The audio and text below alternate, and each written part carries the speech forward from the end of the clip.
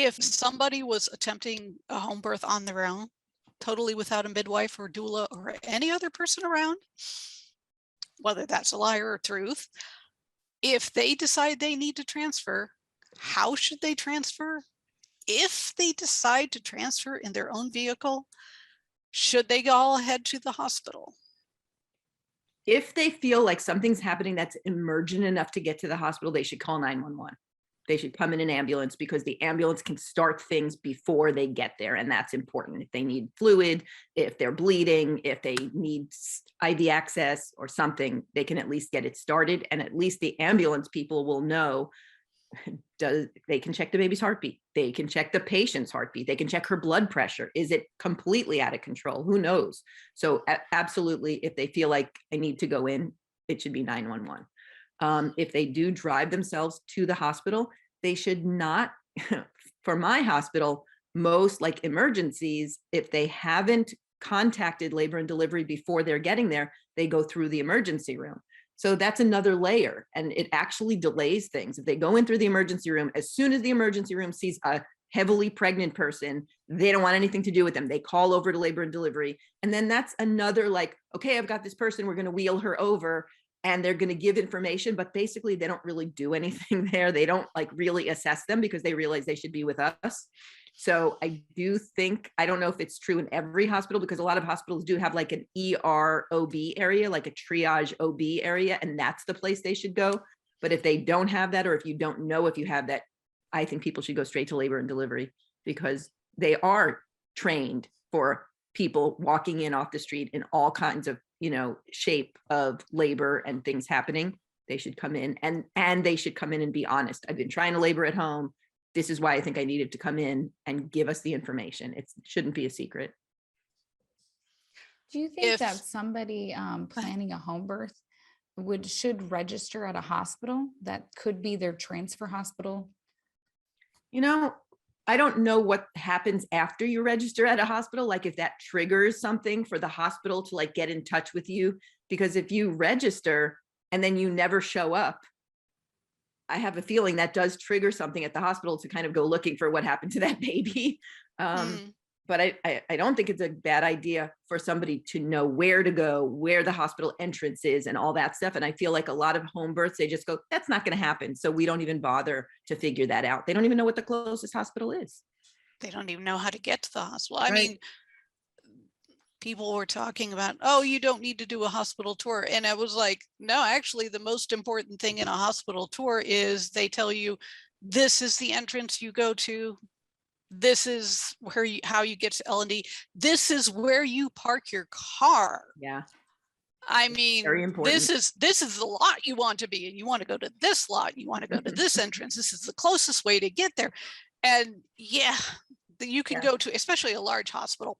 Those places are mazes. I know. And that's why I kind of like when I have my high risk patients who need to have NSTs, non-stress tests, from like 32 weeks on, because where we are, my patients do their non-stress test in the triage area of the labor and delivery. So after they've gone there 4, 5, 6 times, they know the nurses, they know where to go, they know where to park, all of that, so that when they come in for labor or they come in for an induction or whatever, they know. It's so much less anxiety. Yeah. So at least if you don't want to pre-register or anything like that, at least know how you're going to get to the hospital, and if nothing else, know where the ER entrance is. I mean, if you have to drop your patient or just literally park the car in front of the entrance, even though security is probably going to give you grief, and just say, I have someone who needs to go in. That would be something, at least, because otherwise you could drive around the entire building through parking lots. I've heard stories of like people calling in and go, I'm on my way, and we're all waiting. And they're like, what happened to that person? They went to the outpatient entrance on the other side of the hospital. Exactly. Yeah, it can happen. One thing I've noticed in a couple of birth stories is the person is labored at home. They are exhausted. They are distressed. They're distressed about having to transfer. But the one thing they are looking forward to at the hospital is they want pain relief. And they want someone I mean, almost from the time they're rolled into the ER, they want someone to wave that magic wand and get them pain relief. What do you have to do before you get to pain relief? You know, to safely have an epidural, they have to be hydrated. No one's going to give someone an epidural as they roll in the door just because they've been in pain. You can't be unsafe just because someone else didn't plan. Because when we do an epidural in the hospital, of course, someone has to get like 1.5 liters of fluid in there, because otherwise the epidural could drop their blood pressure precipitously. We have to make sure that their spine is in condition to get an epidural. No anesthesiologist wants to go up to someone's spine and find some mass or some tumor or some abnormality where they can't get an epidural because nobody checked or asked or knew about that ahead of time. So again, history, discussion, risk and benefit. And I mean, if they're rolling in that much pain, yes, you could put pain medication through the IV, but for my advice, that would be temporizing until they can get the epidural. And in my experience, most people, the epidural is the first time they've actually had that sigh of relief to go, okay, now I can deal with the rest of my labor. Platelets. The platelets in our hospital have to be above 85,000. So you need to have that blood test back. Yeah.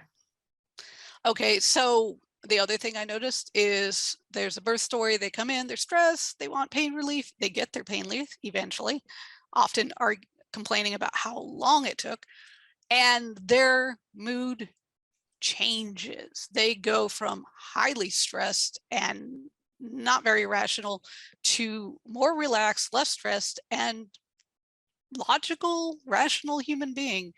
And have you ever had an epidural can do? Yes, have you seen that? I definitely have. And now let's even take it out of the transfer realm. I see that with most patients who come in, and my big problem with people who don't want to get epidurals is because almost everybody who doesn't want to get one doesn't want to get one for non-science, non-evidence-based reasons. They don't want to get one because they think it's bad for them. They think it'll stall labor. They think it's bad for the baby, or they have something in their head that just says, I'm just going to make it through, including friends of mine, family members of mine, people that, you can't convince somebody until they're in it. One of my family members had a baby 3 years ago, again, didn't want anything done, is going to have another baby. She's like, when I walk in the door for labor and delivery, could you please call the anesthesiologist to come on over? Like, you can't convince somebody unless they've been through it for some reason. So the whole thing with the epidural is like, while somebody's pregnant, if you're able to have that relationship with somebody, the conversation should start way before labor and delivery. And when people say during their pregnancy, I'm just going to go through it. I'm not, my plan is to not have an epidural. And I always say, that's a fine plan, but let's talk about why you don't want it. And please, let's keep an open mind that if you get to a point, which I know they will, if you get to a point where it really hurts, because nobody has a baby without it really hurting. When you get to a point when it really hurts, consider the possibility. I don't want them to feel that when they got their epidural, they gave in because they failed. And that is such a pervasive idea among not just the natural birth community, just people in general feel like if you have to get that, you're a failure because you couldn't take it. I spend a lot of my time trying to dispel that. So for somebody who comes in an emergent situation and then gets relief from an epidural, I love it when then we can have the conversation about how, you see, I really want people to enjoy their labor. I want people to enjoy their birth experience. And you can't enjoy it if all you're doing is wishing it was over. So yeah, that conversation, if you can get somebody to the point where they are now rational and calm and feeling better, continue to talk about it, not as if, oh, you got your epidural, good, now we can just leave you be and let's not bother with you until you're ready to deliver. There's still more conversation to be had. If you are accompanying someone who is transferring to the hospital, what is something their partner or other person should know about the transfer process? because they could be really valuable assets. Yeah, I think everyone has to know that in labor and delivery, things don't happen right away unless we think there is some baby dying or some mom dying. Like, we have to take a step back and look at everything so we know the right thing to do. We're not going to wheel somebody in, almost never, and wheel them straight into the operating room for a C-section if we don't even know if the baby's alive. So there's a very particular protocol that we're going to go through, which is information, evaluation, decision making. So, and no one's going to do anything without those first two parts, because nobody wants to, say, oh, look, she's fully dilated, let's just bring her back and have her start pushing, and you don't even know that the feet are coming out first. No, you need to evaluate what's going on first so that your plan and your actions are not the wrong actions. So they need to know that they have to come in, give as much information as they can, be patient, even though it seems like maybe it doesn't seem like everyone's running around because you're not hemorrhaging or you're not dying. They're still evaluating. They're still putting a monitor on. They're still checking your blood pressure. They're figuring out all the things we need to do to make that labor and that delivery safer. But we're not going to do it without the evaluation first. So they need to understand that we are doing it. And also, I think they should understand and know that any kind of mean behavior or impatient behavior or, behavior towards nurses or doctors that are on call that are inappropriate are not going to be met with, not like someone will not take good care of your partner because of that, but they're not going to be met with like, oh yeah, we'll work harder because you just cursed at us. You know what I mean? Because there are definitely people who walk in doing that kind of thing, and everybody bristles at that, just going like, we were trying to help you, relax. I understand it's a hard situation. I understand maybe they're going through all the things in their mind about how this might be their fault, and maybe their midwife lied to them, and maybe they, all these things. Defensiveness is the first reaction almost always. Like, they don't want to take responsibility for that. But as things go on and as they understand and as people explain, I'm sure, Danielle, you could totally relate to this. As people explain things to you, you kind of go, what was I thinking? And that realization takes a while, and it takes coming from a different way of thinking to another way of thinking. And the people in the hospital have to be patient with that. And the people who are coming in have to kind of go through that process. It's almost like a grieving process. Like, I have to kill off all the things I was thinking and accept these things. And, granted, not everyone in the hospital is particularly nice to people, and that's wrong. I think everybody who comes in should be treated with the same care, whether they're coming in because they're having an abruption because they did drugs, or they coming in transferring because they were trying to deliver at home and it went wrong. I think everybody, once they hit our doors, should have the same level of care. But as we know, that's probably not true. Yeah. So, what are things that will get security called on you? oh, anything violent, whether, verbal or physical. Threatening,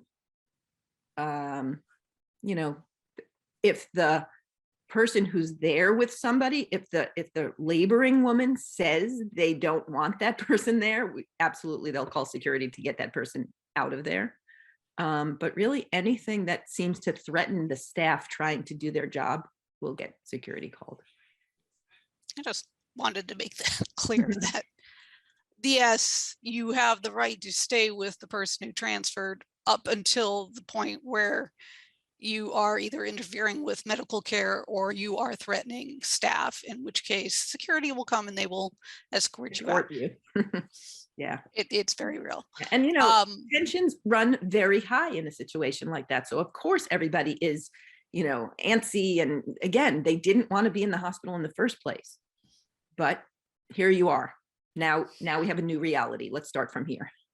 Yeah. And if you really want to support the person you came with, then you need to focus on them and not on that. How would a staff ask the patient if they want that person with them? They always take the person in first without someone. Okay. They're not entitled to go in immediately. They always say, okay, we're going to go in and get started, and we'll bring you in as soon as we are done with our initial, as she changes and puts her on a monitor and all this stuff. then they bring the other person in, so they can always ask those questions first. That's important. Does anyone ask the support person questions while they're outside or not? Or is that Really. Mostly only if they can really feel like they can add something, like okay? if Just the checking. patient is really not able to speak through her pain or something like that.